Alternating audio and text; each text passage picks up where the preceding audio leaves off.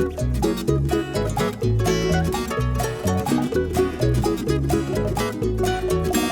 everybody, you're listening to the Hisessions Hawaii podcast where we talk about everything local and beyond. I'm Johnny Masato, your host, and joining me today is Kawashima Bukuro. How's it? Devon Nekoba. Oh yeah, now introducing you in a second. Before we begin, let me remind our listeners of all the ways they can stay in touch with the show. There is Facebook, Instagram, and Twitter, all at Hisessions or X. Then you can go to SoundCloud, YouTube, and Apple Podcasts to listen to the podcast. And finally, you can email us at hisessions@yahoo.com for any questions. If you would like to help the show, get more music on the channel, go to patreon.com. Donate there. You'll get more involved with the show, help determine who and what is filmed. We do have a new patron, but I didn't write it down. So dude. Thank well, you. now Not even a name? At Not the next, even no, sorry. My bad. Well, my there bad. goes that Patreon. Okay. My bad. But you're getting a shirt. So Yeah, I did send the shirt out. We don't. I mean, that's your thing. Is we don't mention you, but you get a shirt. No, So that should we'll be get a plus. mention going. Sorry. Oh, and can I just this week before has you been crazy. Finish the other thing. Sure. I just want to follow up real quick because we're gonna get to Ryan in just a second. Yeah. But there was a positive follow up to the rant that I did 3 weeks ago. Oh, all right. So we finally got the washing machine All right. through Home Depot. So thank you to Home Depot.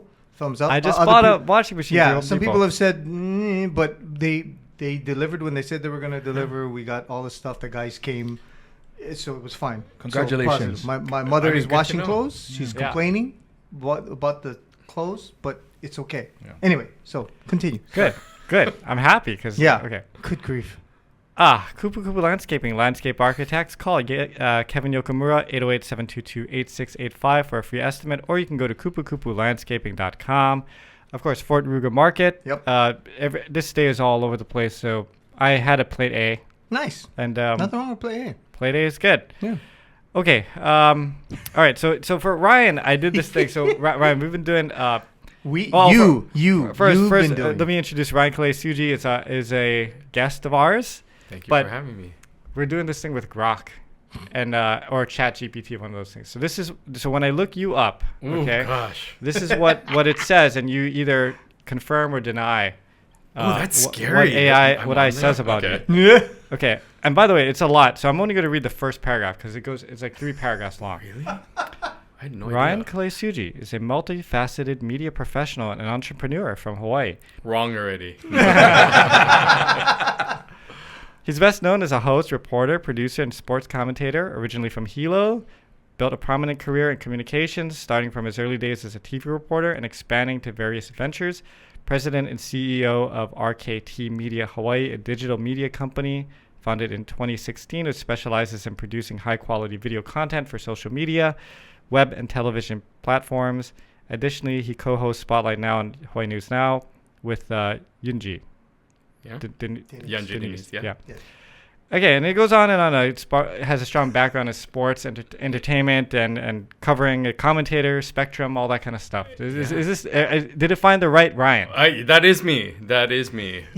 Scary, yeah. Nowadays. Yeah. Gosh, everything's online. It just was one day I was lying in bed and I'm like, I wonder if it knows who I am, and I plugged in my name and it, boom, and it was so accurate. It even knew my wife's name and my kid's name. That's scary. Yeah. So, just to start things off, I just was a victim of identity theft. Really? Oh, What? Yeah, so it is like, now I'm thinking like, okay, well, this is how they did it. They Yeah, probably yeah, just sure, got sure, all sure. my information on ChatGPT. Oh my God. Wait, what It's happened?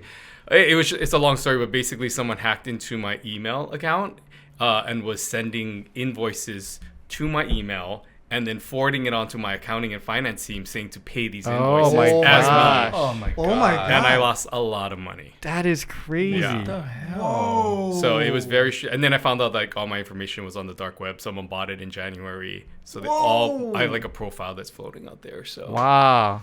yeah. Well, wasn't there a guy who ripped off? By the way, you know what? I'm starting to think that I don't have the cool setting on the AC right now. Am I gonna go do that now? Yeah, Go, can you were gonna ask a Okay. question. No. There was a guy who ripped off either Google or Apple or some big company just by sending them invoices yeah. of nothing, and they just they're so big company they just started paying it. Right? Yeah. And then That's he evil, yeah man. he no well he's going to jail now. Yeah. But Yeah, he stole from them like It has been a 200,000. process. I mean, just imagine, right? Like, and then you have to change all your accounts and your credit card information too. You're worried about. So it has been a month-long How did- process to How did you figure it out, though? When I looked at my bank account and there was not a lot of money left in it. Oh my goodness. So it's been a process. But now I was like, what kind of information is out there? Well, pretty much everything online, I guess. Will they be able to make you whole? Or No, I don't know. Well, I mean, I'm waiting on it. I filed a police report, filed with FBI. Yeah. And this just happened. I'd say about a month ago. Yeah. Jeez, talk about crazy. I mean, but I guess you're famous enough. I mean, I don't know about that. Trying to But find a silver lining. Sure. Yeah. You're well known enough that guess. they go, hey, we could rip him off. Yeah. Because that would never happen with the three of us. Well, maybe you. John, but- Well, the thing that I feel, I check my accounts every day. Yeah. I have like a process that I do every morning, and part of it is checking my bank That's accounts smart. and stuff. So I would know real fast if things started going out, because I'd be like, what is this? Half the time I'm asking my wife, like, what is this? Like Blanket Bakery. She's like, oh, that's we went there. I'm like, oh, okay. He has to check every day but because that's a his good wife habit. buys so much stuff. Good He's habit like, to have. Yeah. Yeah. what did you buy now? What did you buy now? Yeah. Okay. Oh wow. Well, sorry to hear that, man. Thank you. Yeah. Well, one of those things. Jeez. Yeah. Yeah. It's a learning experience. Yeah. Well, let me start with this, because I was I was thinking about the digital media space, because I was doing the deep dive on you, and you have a digital media company. Mm-hmm. How has 2016 to now, it's changed a lot. A lot. And how do you even keep up with just staying relevant in that space? Yeah, I think that has been one of the biggest challenges, someone who is a storyteller and trying to find ways to stay relevant, especially with clients that we have. We started the company mainly as a bunch of former news people, and we really focus in more on like the packaging of content in a news delivery. So we would go to events, we would videotape it, we'd send it to the news station so that the stations would have content through what we call video news releases. And in turn, we'd also would produce a recap video of the event. And that's how we started, and we slowly evolved to doing like profile videos about, companies, sharing different stories. And then that then expanded to just different types of social media videos and whatever was trending at that time. But now that we have got to this point, we're trying to continue to do all of that with the challenge of constantly staying relevant with TikTok videos and just everything that continues to evolve. And it's hard. And I think AI has definitely impacted our industry, where now companies and individuals don't necessarily need professional videographers now. They can film things with their iPhone, upload it, and AI generates these videos for them. So, we are really holding, we like to say that we will always be the storyteller. So we have to go after looking for ways where we can tell human stories and really bring out emotion and try to capture that. And but it's a challenge. It really is. Yeah, I was thinking pre-COVID, so pre-pandemic, there were, everybody was doing their Instagrams and their Facebook and trying to, especially if you were in a sales job like I am, getting things out. And I did look at my phone one day and go like, somebody else is going to have to start doing this, because there's just not enough time in the world to shoot things, edit things, get it up and keep going with it. And that's where you fill that void. And just now, as I was thinking before you were coming in, I'm like, yeah, how does the AI, does this help you? I mean, or is it a hindrance, right? Yeah, I mean, like everything else, I think that it has helped processing and it has made things more efficient. But to the degree of impacting us as a company, where it's actually doing some of the things that we used to do. And so we now are having to evolve and really work on leveraging our relationship with clients, doing the things that we can do. We know how to capture the voice of our clients and try to maintain that. We've also just expanded. We're doing much more large production things, television specials. Oh, okay. We're doing TV commercials, which we never really did before, but now we're going into that space because we kind of need to stay relevant. And the other thing that I'll say about this industry now is that the kids, the youth, I shouldn't say kids, but this is a generation now, in their early 20s and teens that grew up with this in front of them. Yeah. And they are so good and they're so talented, but they're charging really cheap rates because, for them, they just want to do it for fun. And so we find ourselves competing against kids in their early 20s. That are very talented. So it is an interesting industry to be in right now. Wow. Okay, let's I wanted to get through that, but let's go back to the beginning. So Thank you. Okay. You're a I was just Hilo. about to do that. Okay, you go for it, Devon. No, just we want to. I mean, Hilo boy, Yeah. but I think because people knew you as sort of this entity. They knew you as Ryan Kalei Tsuji, the guy who's on the volleyball games and is on the TV and all that stuff, right? And people who have known you for a while, like myself, have known you as a Hilo boy and all that stuff. But born and raised Hilo, all that kind of stuff. I mean, can we? And I'm also trying to change this a little bit because you just talked about having all your stuff stolen. So I'd be worried to have you share too much stuff. No, like, it's fine. what can It's I out ask there. him to talk about without? No, it's out there. Yeah, but I mean, so born and raised in Hilo, went to Waikea? Why? Waikea? Yeah. Okay. Yeah. All right. But I mean, growing up, was this something that you had thought about? Because, wow, when you're from Hilo, you think about fishing. and- Yeah. Well, when did you come to Honolulu? Yeah, so I mean, I went to UH, and then ever since I moved here for college, I just stayed here Okay. in Oahu. And I think I always knew that I wasn't going to live in Hilo. In fact, a lot of people are surprised when they find out, wait, you're from Hilo? They're like, I thought you graduated Punahou. And I don't know if that's like, I'm like, is that a compliment or anything? Like, I am a public school To white some people it grad. is. well, okay. It's all in the tone. Yeah, I think so, yeah. Because if they go, oh, I thought you graduated from Punahou, Right. then you're like, but if they go, oh, I thought you got Punahou. I know. That is true. That's such a good Right? I point. mean, right, yeah. Well, you do speak well, that's why. Well, So, I mean, you know. my father was a disc jockey and a state representative, and so he had this very loud, booming voice, and I feel like that's how I kind of just got that through osmosis. But like when I talk with my friends from Hilo, it's definitely pidgin. It's weird. Like I just turn it on and off, and it's hard for me to talk like it when I'm not in that context. But yeah, I mean, I came up here for school. I was originally going to play volleyball for the University of Hawaii and walk on, but then I got injured my senior year of high school and fractured my back, and that limited my competitive ability. Like I had to do like a year of rehab. Wow. But because at that point I got injured so late in the recruiting process, and right before school started when I was supposed to attend UH, I wanted to stay involved in the sport somehow, and so I said maybe coaching. And so I emailed Dave Shoji and I said, hey, I was supposed to walk on the men's team. I can't now. Like, do you need help in the gym with the Wahine? And it came at a year where there was a lot of players that left and they needed bodies in the gym. And he's like, yeah, we have this full ride manager position available. Wow. And so I went to UH as a freshman on a full ride manager scholarship, and was with the Wahine volleyball team during the Kim Willoughby, Lily Kahumoku days. Oh, yeah. And then I, slowly worked my way up from manager to student assistant to assistant coach. And kind of my college career was a combination of, getting my degrees and my master's, but also getting into coaching and working under Dave Shoji. So right now, your involvement with UH Sports is strictly volleyball commentating? Yeah, so what I'll do other packages for some of the other sports, but I only do live in game for volleyball, for men and women's volleyball, and even that, that's how I got into media. I never thought I was going to do communications. My degree's in political science and communications, and my master's in public administration. I always thought I was going to go down the political route, but when I ended, probably a good idea. Probably good change. Yeah, I'd spent some time in politics, and I'm like, I'm glad I didn't run for office. But at the end of my college coaching career, and I just decided it was time for me to move on.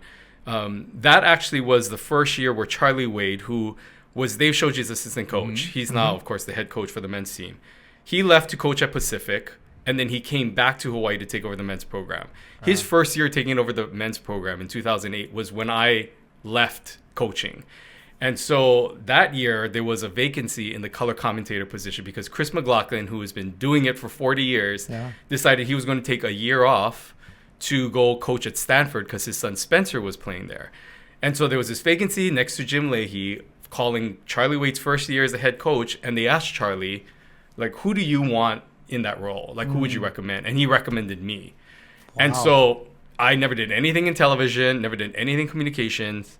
And I got a call from K5 because they had the rights at the time. And I showed up my first day. First time on television was with Jim Leahy. I was so scared. And they put me on camera. And then I just kind of fell into commentating from then. Wow. Was he very supportive? Jim? Yeah. You probably learned a lot, Jim yeah. was very intimidating. He had a very distinct style, and I think I definitely learned a lot from him. And I think one of the things that you learn with someone like that is giving them space of I think it's a balance in that role because they're color commentators and then they're the play-by-play, which Jim was, and they're giving all, saying everything that's going on. You have to find the right moments to interject. And I think that was the biggest thing that I learned from him is when it was my turn and when to just sort of let the crowd carry it, because you don't have to comment on every single point. Sometimes you want to hear the crowd. Yeah. And I think that was one of the things that he said is when you feel it and when it gives you chicken skin, not to talk because the crowd will carry the broadcast. That's good advice, man. Yeah, so it was just things like that. And I was so nervous right before we went live because, again, I'd never done it before. And he looked at me and he was just like, he told me this random story. I'll never forget it. They're counting us down and he looked at me and he said, I wonder what it's like when two deaf people get a divorce. And I was like, what? I was like, what? And I was like, what? He's like, it's probably a lot of middle fingers. And then all of a sudden he's like, and he just went into the broadcast. And I was like, what? But it really helped to just break my mind and whatever. And that's just kind of how he was. He always just had these really random comments that I was like, I get to say that I worked with Jim Leahy, which is huge, especially for someone who grew up watching UH sports. Yeah. So that's a dream job. And I do tell people a lot that volleyball is one of the best sports to watch. Yeah. Like one of the best experiences because you're in the gym, right? You don't have to deal with the weather. Yeah. Food is good. It's not like 3 hours long. Well, sometimes it's sometimes, getting longer these days. Women's volleyball this year was a long. It's getting long. Games, man. But I have this little thing that I do. I don't know if you guys want to jump on this, but I challenge myself when I go to the volleyball games. So I'm required to eat something from the concessions every game. You're required. Yeah. So maybe I'll have a slice of pizza game 1. Yeah. And then game 2 I'll have like a ramen, Saiman or something like that. Yeah. You're supporting, and those are nonprofits that work those those. And then game 3 is like fries, get a fries, and then game 4 I'm like, every set you're talking about. Yeah. Oh, I thought you were every match already. Oh, sorry. Yeah. Oh, wow. Yeah. So. How are you not 900 pounds? If it goes to 5 games, you got to dig deep. Yeah, I have friends who do that with alcohol. You're probably you're on a better path with food. Yeah. I can't do it with alcohol, but okay. So you've been all these games. Yeah. The one thing I want to ask you is, what is your favorite snack during that thing? Where would you send somebody for the first time in Stan Sheriff? Good. I mean, I just love Dippin' Dots. So it's like it's so basic, but you can only get it right at these athletic games. I don't go upstairs nearly at all, hardly ever. So I don't really know what's up there. Only when I'm attending as a fan. You're in the downstairs. Yeah, so I don't really get to go up, and they feed us at the as part of our jobs. Yeah. But it is funny because I was thinking about this. I out of my entire life, I think I've spent the most time in that building. Like when I calculate the amount of hours in the practice gym, we had double days, all the games I coached, all the hours as a commentator. Like if there's anywhere in my life that I spent the most time outside of my home, it's probably that arena. And it's crazy to think about how much time I've spent in that building. Oh, that's awesome. That's a nice building though. Do you have a top 5 moments from either coaching or commentating? Yeah, I mean, I've been a part of some memorable matches, and I don't think a lot of them are actually not in that arena because, when we were on the road traveling, sometimes those were really memorable. Like the men's team winning the national championship, when I was on the coaching staff, the Wahine beating Nebraska at Nebraska, which had never been done before. Like there's been so many, and I think that's one of the great things about UH Athletics is that it brings back this sense of nostalgia when you think back to when you were a kid, and it brings back all these memories. And I think that's the one thing that we as UH fans get to continue to celebrate is just how much memories it brings back of when we were growing up and what we were like and what that experience was like. It's a trip. You can not go to UH for a long time, but you go back and visit. Yeah. Everything comes back again. Yeah. It's crazy. I feel like going to a dorm party after, and I know I'm not gonna get invited. Yeah. But we just. I think there's a homeless guy walking around the door. I just started going back to volleyball the Wahine past season because our good friends niece is Taylor. Okay. So we worked with her a little yeah. bit, and I started going to the games, and it is so much fun Yeah. to go. You know. I mean, I really do think that they have really increased the audience engagement, the addition of what the screen now provides, and getting the audience interaction. And when you go to other like colleges and That's what I was gonna ask you. it's not like Not that. like This that is at a whole all. show. They don't have all the big shot contests. Yeah, and there's all that nothing kind of like stuff, that. right? And so I think we as local people, sometimes we take it for granted of like just how special it is to play in that arena. Because it's not like that at most colleges. And the kids that come out, not Yeah. the college kids, the kids that Yeah. come out have a blast every game. Yeah. You know? Well, volleyball is so ingrained in the culture here, and I don't know when that happened. Yeah, why do you think volleyball here Well, is? What? funny you should ask. Yeah. I did a documentary called Rise of the Oh. Wahine that was released. That That's we right, tell the okay. story of the very first Wahine volleyball team and how they were the ones who helped to spearhead Title IX. The Wahine team with Patsy Mink in Congress and Donis Thompson as the athletic director basically helped to write the legislation. And the Wahine team became that. And Donis Thompson felt like this is something people in Hawaii would fall in love with. And so she brought in UCLA and rented out the Blaisdell and went door to door selling tickets. Wow. And got KITV, I believe, to be a station to cover it. And Hawaii pulled off this unbelievable upset over UCLA, and that is how Hawaii fell in love with volleyball.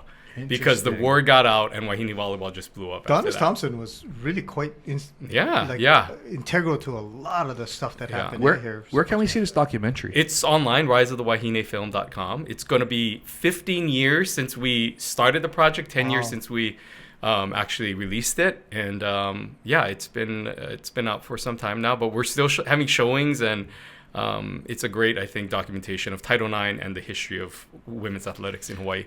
Okay, so I ask you a kind of, I guess it could be a hard question. If you had to choose between just watching men's volleyball or women's volleyball, what would you choose?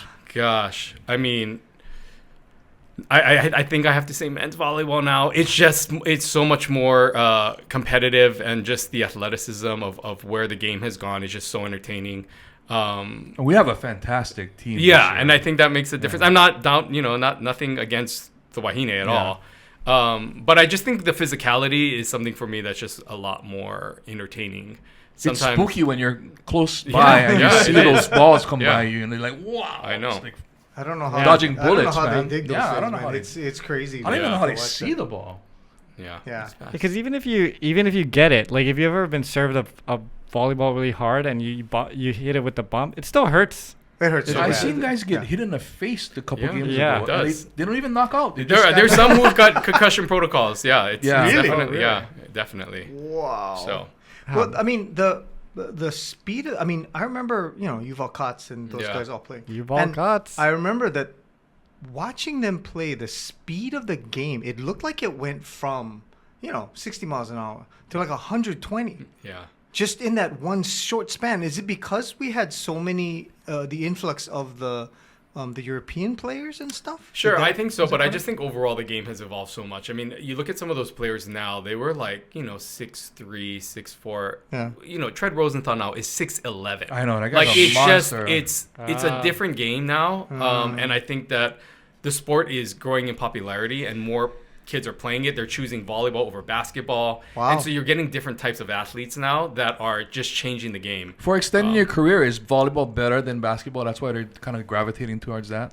I mean, after I college? don't know. I mean, it's hard to say. I think that there's just been this kind of movement in volleyball, and we're seeing it with women's volleyball as well. Just, I don't know if you saw, I think it was 2 years now, Nebraska sold out their football stadium in Nebraska, over 100,000 people, and they played volleyball outdoors in Really? yeah in their Wow. football stadium. That's crazy. And so the sport is now on primetime showings. It's getting primetime Olympic coverage.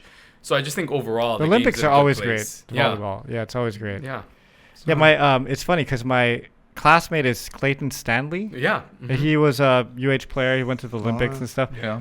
But dude, he was when we graduated, he was probably 6'2", 6'3". I mean, he was always a tall dude, right? And then I didn't see him all summer because we were friends at school, but we weren't like hang out after school kind of friends. And then one day I'm walking on UH and I was like, whoa, what the fuck, man? You're like, because he's 6'9" now, you Yeah. know? And it's like, Yeah. what happened to Sprouting. you? Like, yeah. Yeah. And one of the all-time greats at that opposite position. See, Yeah. My classmate was Tony Nishida. Oh, okay. Wahine volleyball. Yeah, and she was always taller than me, so she would look down at me, right, Kyle? I'm like, Yeah. Yeah. But I mean, does that mean that the shorter players, the liberos and people like that, are they having to get taller? Are they having? No, to I don't. get- I think there will always be. I mean, you look at these liberos now. There's always going to be a role. A lot of them are undersized, and I think that's one of the good things about the development of that role is that there is a place for them. But you also see undersized outside hitters. You know, Colton Cowell was at 6'1", but still proved that he could, really dominate. right. Same thing with like a Chaz Galloway who had really great hops. Keone Thim, who was on the team in the past too. So there is a place for him. I think it's just a combination of genetics and if you're working hard enough to be a physical player. So. I know you're involved a bit in it. How do you feel about NILs in the college sports right now? Yeah, so one of the things that we did as my company is early on, when NIL when got approved. What is NIL? So NIL is name, image, and likeness. Oh, it's an yeah, yeah. opportunity now for college that's right, athletes that's right. to make money. And make a lot of money. well, in some it depends cases. where you are, yeah, especially on the mainland and the big Yeah. conferences. But for us, we saw it as, okay, here we are as RKT Media, we represent Hawaii Pacific Health, Bank of Hawaii, these are all of our clients. And I thought, is there a way for us to take some of our clients and use some of these athletes and provide sort of a pathway where we can get these athletes support? And so we started an NIL division. I became certified as an athletic agent in the state of Hawaii. Oh wow!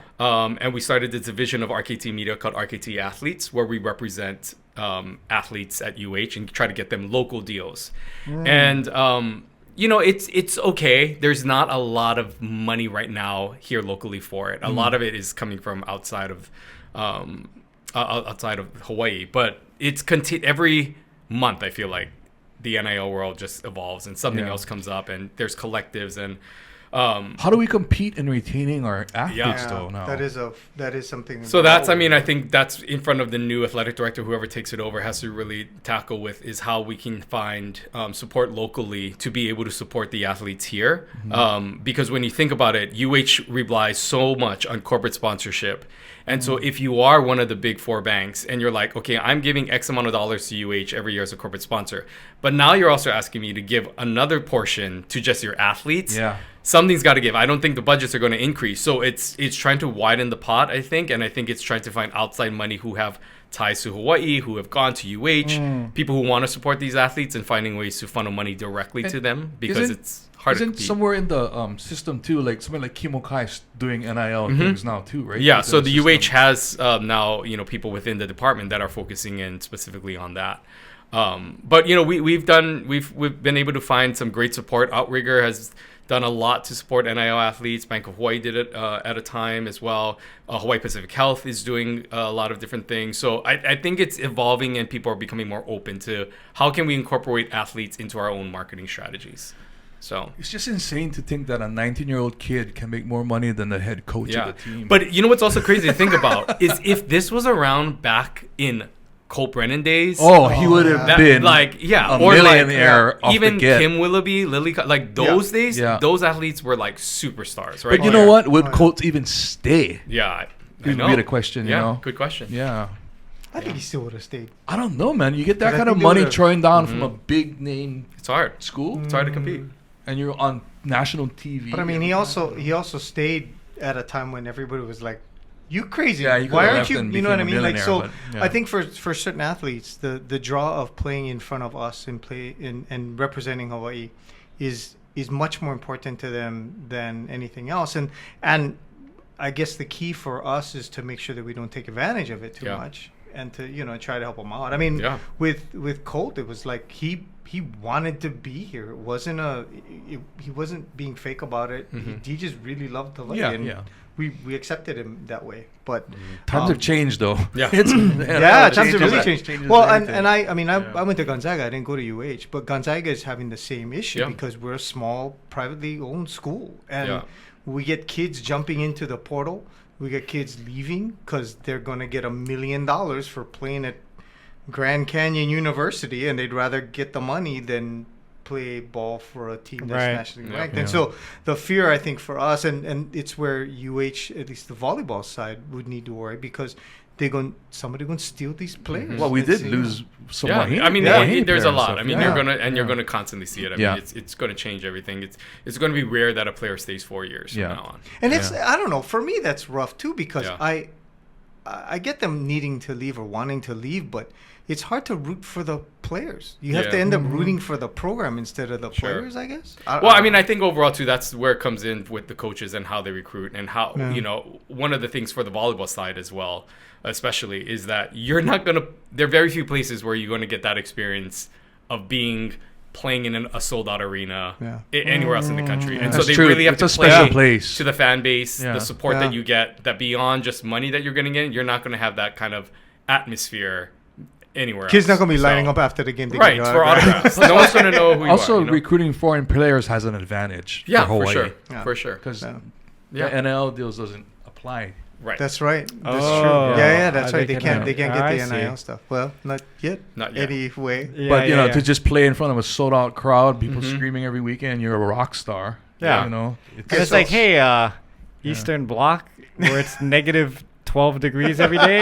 Yeah. We could get you some kinda nice sun over over here. here. You know, Yeah. like, yeah. But Ryan, I wanted to talk like your coaching brain. What is that like as a color commentator? Like, did you have to switch off part of it, switch on parts of it? You know, when you're Yeah. watching a game, because if you're watching the game as a coach, or if you have your coach hat on, and as a commentator, you kind of have to do that. Yeah. gotta just Then- cover your mic. You know what I mean? Yeah. Yeah. Like how? I mean, how I do think you- one of the things I had to find is that balance of having an opinion but not being too opinionated or critical, because every coach is going to have a different philosophy and what they would have done. Yeah. And I think sometimes, especially in Hawaii, people don't like negative comments, or Yeah. they just try to keep everything just more surface. And so I've had to find that balance of how much do I critique a decision, how much these are coaches that I want to have like conversations with and not Well, that's have right, them because you hate have me. interviews Yeah. afterwards. You know, as well. And so you have to find ways to, I guess, be able to examine and analyze what was done, but also provide differencing opinions and thoughts. But more than anything else, I think one of the things that I enjoy doing is just educating people, because there's so much nuances that I think that we can watch a sport, but if I'm able to maybe provide a little bit more information about, say, serving zones Yeah. or understanding what hand signals means, it might help to educate people about the sport. And I think I try to look for more of that, more than trying to, instill a philosophy Yeah. in someone. So, So what drives you to do all these things? I mean, it seems like you have I a don't know. never-ending hunger for achievement. For no, I something. know, right? Is it- Well, it all started when I was 2 years old. Well, Does it are you a chronic entrepreneur? I mean, I guess so. It's like I have no time, and Because you also had the lace stand too. yeah. So which is I have very like successful, so. 5 jobs. Right. So I have RKT Media, which has divisions here in Arizona, and RKT Athletes. Then I have Spotlight Now on Hawaii News Now. So a show with Yanji Denise once a week. Today we just interviewed the governor. So I have to stay on top of all the policy things that are happening and things that are happening there. And then I have, of course, the Lay Stand, which I opened up a few years back. And we are, I don't know when this is going to air, but we are venturing into another location that we're going to be opening next month. Oh, So awesome. there's a lot going on Oh, there. yeah, be out We- before that. Yeah, okay. And then we're going to be also opening in the airport. So we have Oh. Are you kidding me? We're working with HMS Hosts, who has a contract for the state, and we Sweet. have a branch of Lay Stand called the Layover. Oh, smart. That's going to nice. be a That's cocktail smart. bar there. So yeah, I kind of have a lot of different hats that I A lot wear. of plates in the and, air at the a same lot of time. different jobs, it- and Spectrum Sports, commentating on sports. Is So. it one of these things where opportunities come up and you just feel like you can't say no? Or is it more like I have this idea in my head and if I don't get it out and try it, I'll just never forgive myself? I think that it's a combination of that, because Okay. there's so many other things I want to do, but I think right now I'm just trying to just manage things. Everything was sort of media related though before, Yeah, right? So it's right, like right. RKT was digital media. I'm sports commentator. Hawaii News Now is my journalism background, so they're all kind of related. The thing that just came out of left field was the bar, and it has been the most challenging job I ever had. Yeah, it's a challenging. We had friends that owned bars before. It's challenging. It's rough. And unfortunately, we had to close down our Chinatown location because of some circumstances with the power outages that we experienced in downtown and some other things that happened. But now that we have found other ways to continue the brand and keep it going. But that's cool. It's rough. It is a rough industry. You guys did a good job branding it. Whoever is your graphic designer did a really good, nice logo and everything, Yeah, I think that's one of the things that I think survived out of all this is that the Laceland brand is something that we can be proud of and that is continuing on and people, still recognize. And the food was good. Yeah. The food was really good. Yeah. I mean, I'm looking forward to the airport because I'm always in the airport. And there's a nice, I like to get there early and sit down and, Yeah. And I think that's the thing. So this it's kind of a new wave that's going to be coming to the airport. The state has really made an effort to say we want to feature local establishments and not necessarily random places like the PGA Golf or there's some places that you're just like, what is this? And so they're really going after a lot of local names. So you're going to see a lot of familiar names in the airport. Nice. Remember when we left for Japan? We went to the food court and then Burger King never have burgers. Yeah, man. Yeah, wow. burgers. And that was H&L. H&L. Wasn't it H&L? At the Honolulu airport. Yeah, Honolulu. Honolulu side. Yeah. Only had because wasn't in Japan. Oh. Yeah. Only had chicken. Oh, interesting. Yeah. No. Beef shortage. Yeah. Maybe. No, they're like, apparently they're grilled. No, the grill. That's right. So they're like, no burger. Oh. You chicken. We went, okay. I felt so bad for the gals working because it's not their fault. Right. Because the line was like 20 people long, and as soon as she started yelling no burgers, had like 3 people. Everybody Chinese after that. I mean, and really we're trying to create something that's not ever been seen in the airport and creating a really cool lounge vibe with good food and you want to go to the airport early because you want to come to the layover and so we're trying to create an experience there. That's cool. There's an opportunity there because our airport could definitely use that. I mean, again, we just got back from Japan. Both Narita and Haneda airports. If you get there early, it's not that big of a deal because there's so much stuff to do there, and you can kind of kill time and. I mean, I think it's coming, and the state and the DOT as well as with HMS, they're doing a great job of just trying to build a whole new experience that I think people are going to begin seeing the difference, coming up real soon in the next year or so. Well, John, you'll be seeing it before us because he and I don't go to the airport very much. So when you see the layover, just take a picture. Okay, all right, yeah. I'll be like, I like how you just change the name a little bit, and it makes so much sense. You know? It's more just when you go to. I didn't want to become. You see CBK Express or something. It's an offshoot. Yeah. And I just thought, what can we do something that ties in and layover because of the airport and just smart. A brand. Yeah. I think worked out. If you can make it so that the drink will cost $50, that'd be really good. Yeah, it's not gonna. It's like holy smokes, man. Because with the CPK, I bought a pizza. Right. Oh, yeah, that's right. I bought a water. Oh. And I bought something else, like a chips or something. It was like $40. Yeah. And I went, wait, what? Yeah. But Price? you go, it's the airport. We'll see. Anyway, the other thing I wanted to ask you was what do you think influenced you being from Hilo? That influenced you now?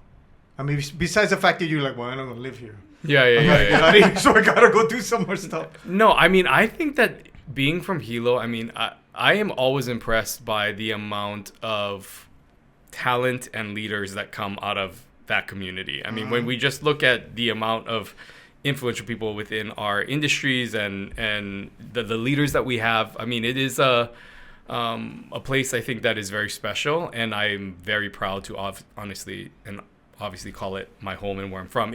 I'm glad I was born there. I'm glad that helped to shape me for who I am. And I just think that it's just such a unique experience and place to live. That of course I love going back there, but I think my pace is just a little faster than there.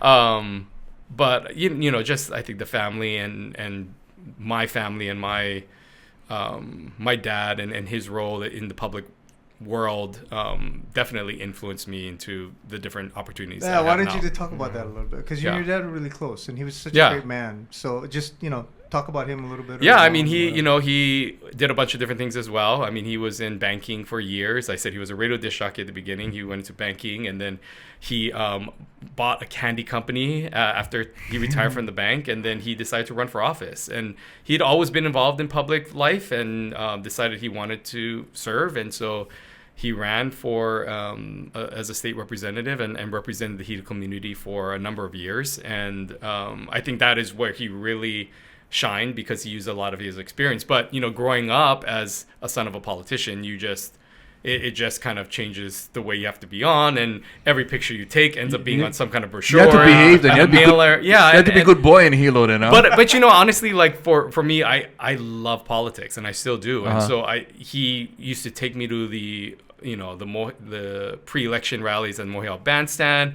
He was involved heavily in campaigns, and so we were always at the county building getting printouts, and I was sign waving at an early age. Like, it just was my life, and so that's why I thought I was going to go into politics. But yeah, that's not my path anymore. What candy company was it? Hilo Candy Company. It's a distribution. He was the one that bought Hilo Candy? Yeah, he became partners with them, and then went back to that family. So we got a lot of free candy. I'm surprised you're not 400 pounds. Yeah, it was a fun time. Yeah. So. He only did it for like a few years where he joined their management team. But it's interesting to know, your dad was kind of like you.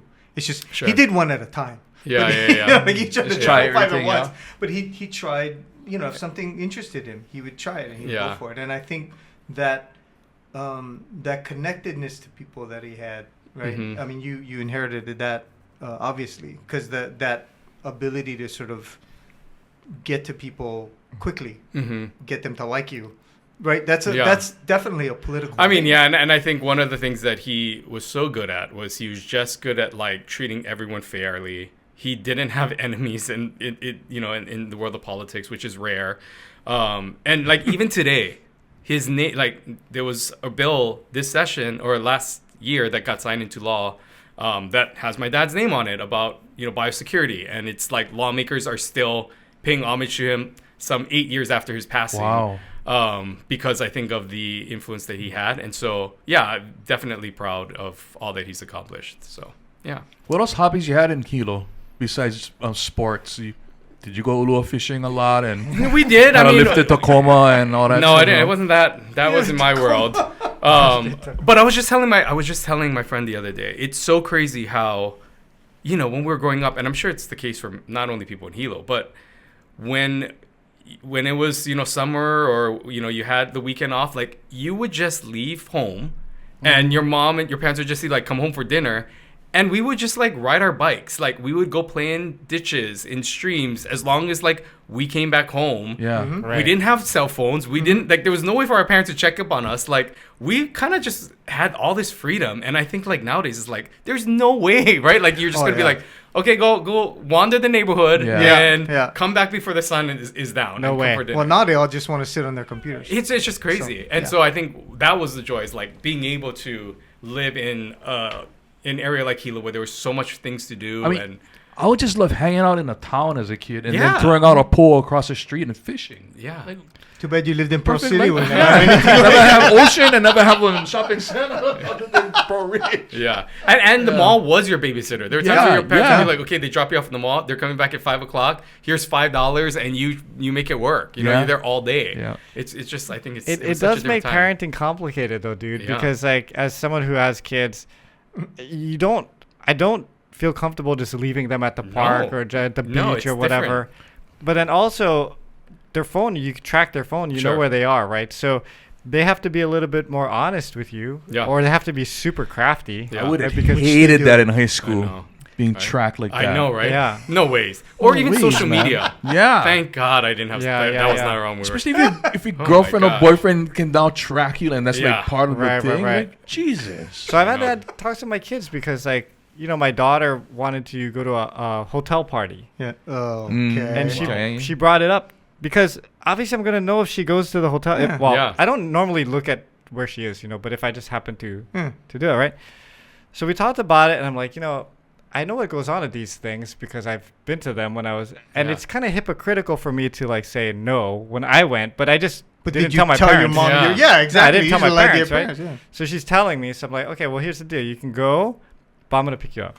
Mm. You know, because then that That's a good boundary. Yeah. yeah, then that way I know she's not like getting Sure, destroyed. she's or gonna something. love you talking about this. But I know. You know? yeah. We talk a lot about all the yeah, stuff yeah, that yeah, she He took her to the T-Pain concert. Yeah. So, Oh, okay. Yeah, you know, yeah. he's He's a a good hip dad. dad. Okay. He's a So hip dad. so yeah, so she went and then I picked up after and she was cool. You know, Huh.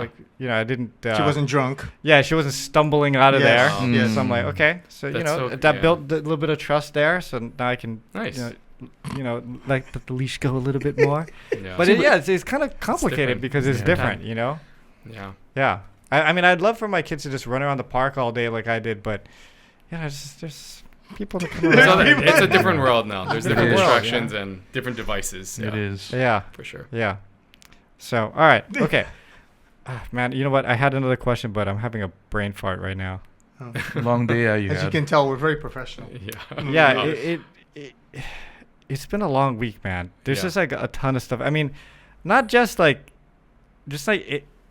micro, but macro, right? Yeah. The whole world is going Oh, crazy yeah. and There's so everything's much going You know, on. I think so- that's why I'm tired. I'm just tired of everything. Yeah. Like the news and the Vogue and And the Vogue. oh my oh, god, dude, the Yeah. fog has been crazy. Yeah, I think that's why I want to take a nap in the afternoon nowadays. Yeah, might be. So we have a listing up on Wailaiki if you want to stop by the open house this coming Sunday.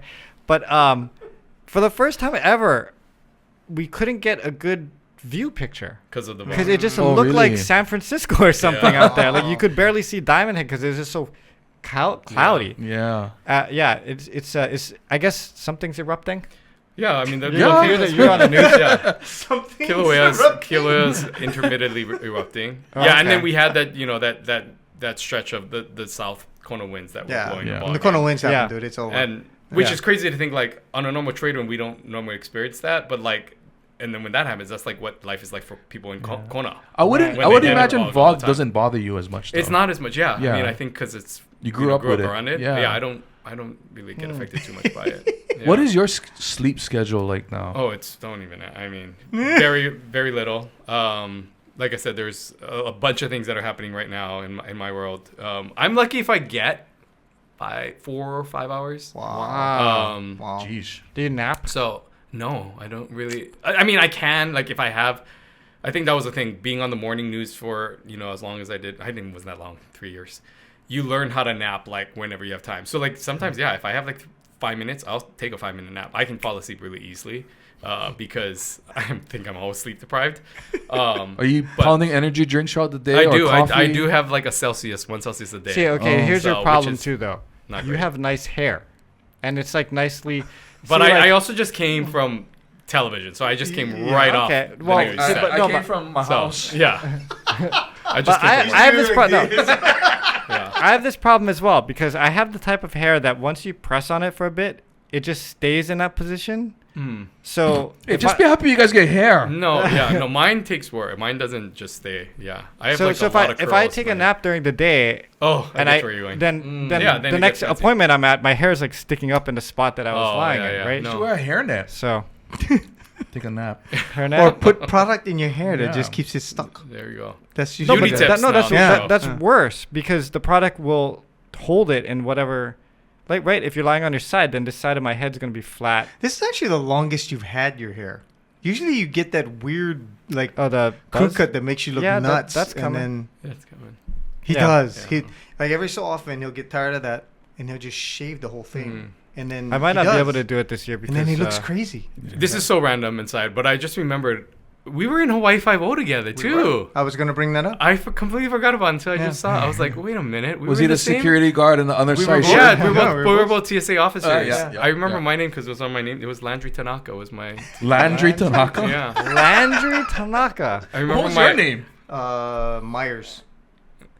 Myers? Yeah, because when I auditioned and I went into a room and it was full of big howly dudes and I went, why am I here for this audition? And then I got the part That's weird. and then I didn't suck. So And then they we had brought to me back. learn like a whole like Yeah. fighting routine. Like we had, it was Yeah. not. It was, yeah, it was like. did you a fight whole- him or did No, you fight the no, other the guys? same We guy. got- we got killed by Yeah, the it was same a, guy. It was Oh. it was a like an assassin. yeah, he was an assassin and we busted him with weapons and he takes out the whole room. It's me, him, and like two Mark other guys. Bristol was his name, because that was my thing. I had to go up to him. I'm like, Mr. Mr. Bristol, yeah.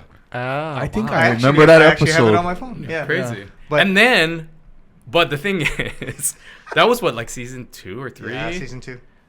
They brought me back in season 7 as Trevor Wahale, which was a reporter. They usually don't And bring back people. And I got killed off again. And I remember going in there and I'm like, what are people gonna think? They knew I got killed in season 2, and now they're bringing me back as a different. They're like, nobody's gonna remember you. I thought they from don't season usually 2. double cast like They that. don't, but I think at that point, you know, it might have been Slim Pickens here in Hawaii. I mean, they probably went through everybody. No, By my- season 7, they're like, no one's gonna remember this guy from season 2. No, my buddy Dustin's gotten killed a lot. Really? On TV. Yeah. Yeah. In the same show, in the same series. Yeah, and then they just Oh, put okay. different. Either he's got a hoodie on, Oh, or okay, there they you go. change his look. But that's No, his like thing. He dies. I had like a and I On got TV. killed again. I'm like, man, can I get a role? Well, we had to. Get I remember killed I remember when we were sitting there and because they didn't show this part of it, but after we did the fight scene with, by the way, Peter Weller, who's RoboCop, was our director for that scene, and love that movie. And he shot the fight, and we were getting bloodied up. And he and I were looking at each other like, "Did we die? Yeah. I don't think, did we die?" Because and then Oh, they so you they died told off us, screen. You died off yeah. screen. Then they told Okay. us, "Oh no, you didn't die." And I went, "Really?" Because I could have sworn we got the shit kicked out of us. So I think we died. And like they gave us blood and all kinds of stuff. And then they just said, well, okay, we're just going to, all this stuff is happening off camera. And I went, all right, well, I'm in my head. I live, and damn it. then you may not have died because, as they say in movies, You might come back. Well, no, I mean, if you don't see it happen on the screen, Yeah. It happened. No, I mean, It I didn't came back because I necessarily had to happen. do one shoot with Grace Park and then another one with LL Cool J, which was very cool. Oh. So Have you acted in other movies or any type of television shows? I mean, like that? I mean, I've just done like a lot of the local stuff here. Do you ever do theater and stuff too? Only Gridiron was my first time. The Ah, last Gridiron was Gridiron. my first Gridiron. That's such a fun show to Yeah, watch, it really man. was, and that was my only one, and we haven't done it since. I'm like, it was the reason why we stopped doing this. Like, the 1 year I do it was the last year we did it. It's but- amazing that when I watch it, the talent that those newscasters Yeah, and I mean, media it's people have, man. it's a lot of fun, Yeah. and it was a great experience. But And no, they're all wasn't my people one. who are used to being in front of the stage or people too, right? Yeah, So but you- acting, singing, No, and but dancing is a doing, different doing story. stage, man. doing stage work Yeah. and doing stuff on camera is two completely Yeah, different things. it's a lot different. Yeah. But yeah, I've done. Unless you're I've done a few Maheilani things. Richardson, in which case it's like Or Jodie Leong, like Or Yeah, Jodie, everything. yeah. Well, but Yeah. Jodie did theater before, Yeah. so Maheilani, I don't know if she did theater, She's just natural. but she's just a natural at doing all that kind of stuff. They're Yeah. good. Yeah, they're really good. What did you do For in Gridiron? Oh, I was Kaniela Ing Ah! when he got into his trouble with his faking of his degree. Oh no. I was just in a bunch of skits, like as a side thing, but that was the only one like person I played. Other than that, I was just kind of like a supporting member. So yeah. So once you're done with the 12 other jobs that you've got, Yes. will you ever go back Hilo, maybe run for office? No. No? No, I What don't do you think, see yourself doing in like? He's just gonna build these businesses, man. Yeah, I mean, I gotta get these lay stands and things up like running. I don't know. This is a very interesting time. I think for me, I'm very lucky to have people who are offering me different potential opportunities in other jobs and fields that I never thought before. And so, I'm trying to remain open to whatever, but also making sure that I don't want to just leave things high and dry. I want to make sure that whatever I do, I'm setting up my teams and the other things I built for success, and not just being like, all right, I'm done, I'm going to move on. Right. So I really want to make sure that that's set and before I kind of venture down potential other paths. But no, I don't think I do not want to be in politics. It's not. I worked, for a time for Governor Ige. Yeah. And it was a very hard. You're constantly on, and there's always something going on. So. Well, lucky for you. Our last question is not a political question. Okay, good. So. Although it might be hard for him because he's younger, so maybe he doesn't know. Oh yeah. Nah, he'll get it. All right. Oh, and before we go, we related. Yes. Just so you know, the famous guy I'm related. How are you Really? guys related? You answer that question. I don't know. It's cousins. Through our dad. Your dad and my dad are cousins. Oh, so that's why the politics kind of ran in the family in a little bit way, right? Possibly. Yeah. Possibly. I don't know. Yeah. It is a weird thing that there's so many people from Hilo. Because when my dad came up from Pepekeo side, like all of his friends that he ran around with, Russell Kata, HGA president, Bobo La Pena, president of the ILWU. Yeah. You know what I mean? Like, and those aren't small groups. Those aren't small things. Your dad, right? Like, so we were either related or knew somehow my dad through. Yeah, that plantation village, those on that It's coast, amazing. crazy. It's Krisu's amazing. like crazy. Krisu, all those guys. Crazy. So they all knew each other. They all grew up with each other, and it's definitely a point of pride, I think, for both of us, because our dads were so involved and so influential, and plantation it's life. kind of cool. Yeah. Not that we ever want to go back to being in plantation. That's not me. Okay, so our last question is a music question. If you were stranded on a desert island for the rest of time and could only take 3 albums with you to listen to for all of eternity, what would those 3 albums be? My gosh, I should have like prepped. That is like the hardest question. We like to catch people off guard. I'm not like classical. Like I don't have any great answer for this at all. I mean, everybody knows you're on the spot. So what's on your phone? If we were to look at your iPhone. I mean, now it's like newer stuff. So it's like that's not even. There's like an artist named Keshi that he was just actually here. He's this Asian with the Comic-Con stuff. No. Okay. I don't know. But okay. So I'm very like acoustic. I like you know, like a John Mayer. Okay. I am a big James Bay fan. My favorite group like in college and stuff and growing up was The Fray. Like I love the Fray. I went to probably their concert more than anyone else.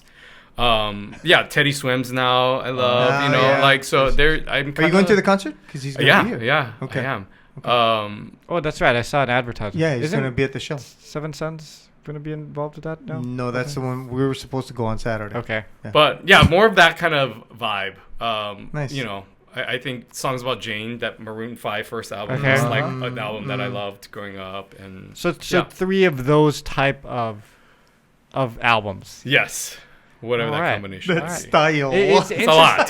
It's interesting because many of our guests try to like go different genres. No, I'm pretty consistent. To like get a variety, but you'd be boom. They're all the same. I like that. And also before you go, I know it's probably unfair to do this to you, but but how are you feeling about the men's and the women's team volleyball for this season? I mean, are they right? I mean, I know that the teams have been doing quite well, but I mean, are they in the thick of it? They're going to be okay? Because you said somebody just got injured. Yeah, I mean, I think that the lucky thing with the men's team is that there's a lot of talent, there's a lot of depth. They are young though, and I think that was evident when they lost this last week against Northridge at Northridge. And I think we have seen this team kind of go up and down, but the thing is that if this team can kind of stay together for a few years, this is going to be a really good team. The fact that they're this good this early on in their careers is a very positive thing. If they can make it to the national championship, I'm not sure because it's just there's so much competition this year, but I do think that they have everything in their favor by hosting the Big West Championship here in a few weeks. And so I think that there is a lot of things that'll help them. The Wahine, I think it's they are still trying to rebuild. They are looking for players to come in. There's a lot of question marks, I think, because they lost so much, and we'll see, how they're able to respond. So, all right, spoken like a true analyst. Watching them on TV. Yeah. Well, Ryan, thank you so much. Thank for being you guys. here. Thanks for having me. Thanks, Ryan. Yeah, we know you're super busy, so thank you for taking your time out. No, of course. Thank you. And to everybody online, we'll see you next week. Take care.